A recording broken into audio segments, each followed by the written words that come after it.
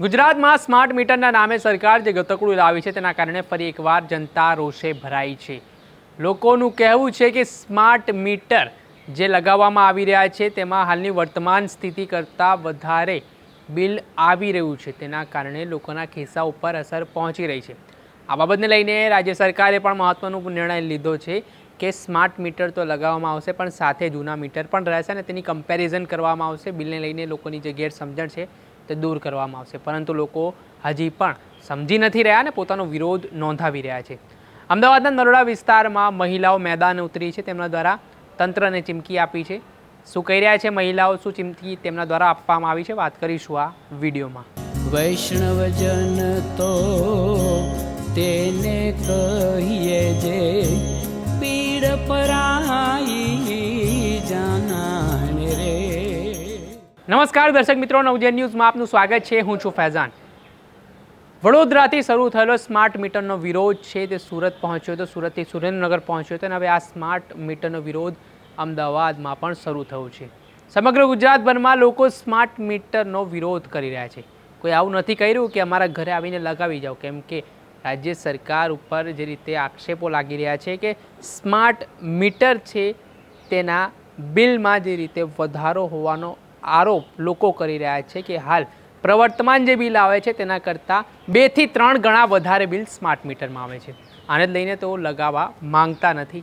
ત્યારે અમદાવાદના નરોડા વિસ્તારમાં છેલ્લા 3 દિવસથી મહિલાઓ સ્માર્ટ મીટરના વિરોધમાં મેદાને પડી છે। તેમના દ્વારા ધરણા પ્રદર્શન કરવામાં આવી રહ્યા છે અને સાથે તેમણે આજે સાંજ સુધીમાં GEBને ચીમકી આપી છે કે તેઓ સ્માર્ટ મીટર છે તે નહીં હટાવે તો પછી મહિલાઓ રસ્તા ઉપર ઉતરીને ચક્કાજામ કરશે ને વિરોધ નોંધાવશે।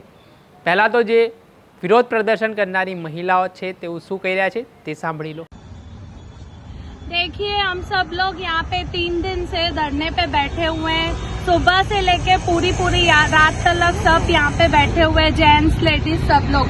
धूप है, इतनी गर्मी है, उसके बाद भी प्रशासन हमारी कुछ भी नहीं सुन रहा है। कोई हमारी हेल्प करने के लिए तैयार नहीं है, या पुलिस हो कोई भी हो, कोई भी हमारी नहीं सुन रहा है। जीबी वालों ने भी कोई आंसर अभी तक नहीं किया है। उसके बाद अभी भी हम शाम तक उनका इंतजार कर रहे हैं।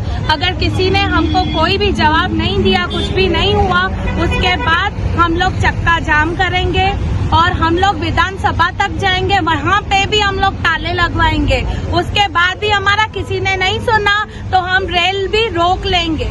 अभी भी उनको वार्न कर रहे हैं, अगर वो हमारा सुन ले, इसमें आ जाए तो उनके लिए ही अच्छा होगा। हमारी सुने, हम लोग सब जीबी नरोड़ा पे बैठी हुई है पूरी पब्लिक। प्लीज उनको हम रिक्वेस्ट कर रहे हैं, वो सब लोग हमारी सुने और हमारे पास आए। कितने बजे? 7:15 को हम चक्का जाम करने वाले हैं। सब औरतें मिलके हम चक्का जाम करेंगे और उसमें कुछ भी हुआ उसकी जिम्मेदारी जीबी की होगी।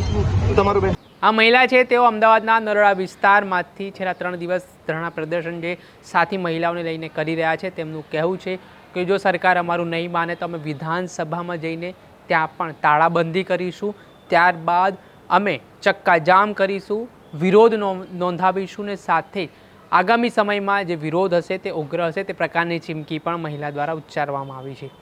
સ્માર્ટ મીટરને લઈને તો હવે વિપક્ષ પણ મેદાને પડ્યું છે। ઠેર ઠેર ગઈકાલે આમ આદમી પાર્ટી દ્વારા આવેદનપત્ર પાઠવવામાં આવ્યા અને રજૂઆત કરવામાં આવી કે સ્માર્ટ મીટર છે તે લોકોને આગામી સમયમાં મુશ્કેલી ઊભી કરશે, લોકોના લાઇટ બિલ વધારે આવશે તેવા આરોપો પણ આમ આદમી પાર્ટીએ લગાવ્યા છે। હવે જોવાનું રહ્યું કે આગામી સમયમાં જે રીતે પાયલેટ પ્રોજેક્ટ અંતર્ગત કેન્દ્ર સરકાર દ્વારા સ્માર્ટ મીટર લાવવાની જે વાત કહેવામાં આવી છે, ત્યારે આગામી સમયમાં સરકારનો આ પ્રોજેક્ટ સફળ થાય છે કે પછી ઠેર ઠેર વિરોધનો સામનો ફરી એકવાર સરકારને કરવો પડશે તે તો સમય બતાવશે। દર્શક મિત્રો, ત્યાર સુધીમાં બસ આટલું આવા વિડીયો સાથે આપને માહિતગાર કરતા રહીશું, એટલે નવજીવન ન્યૂઝની ચેનલને આપ લાઇક કરો, સબસ્ક્રાઇબ કરો અને શેર કરવાનું ભૂલતા નહીં। નમસ્કાર। વૈષ્ણવજન તો તેને કહીએ જે પીડ પરાઈ